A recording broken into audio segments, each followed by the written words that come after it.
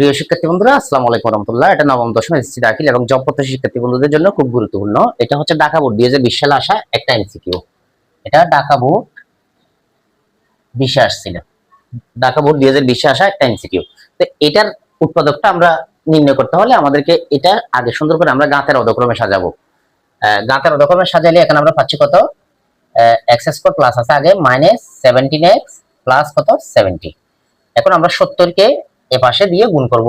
এখানে x square সহ কত আছে 1 1 দিয়ে 70 কে গুণ করলে 70 একে 70। তো এখন আমরা 70 কে এমন দুইটা সংখ্যা দিয়ে ভাঙবো যে দুইটা সংখ্যাকে গুণ করলে 70 হবে, যোগ অথবা বিয়োগ করলে মাঝখানে 17 আসবে।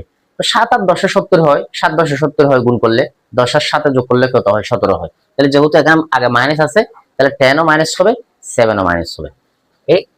এটা কিন্তু সহজ ছিল। X square minus 10x minus 7x plus 70। দেখেন 7 10 কত হয়েছে 70 হয়ে যায়। 7 10 কত 70, যোগ করলে 10x আর 7x কত 17x।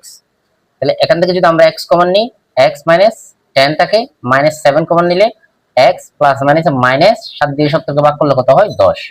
তাহলে দুটো মিলে গেছে, দুইটার থেকে আমরা একটা নিলে x মাইনাস 10 ইনটু আর টাকা কত x মাইনাস 7। এটা হচ্ছে এটার উৎপাদক, যেখানে পাবে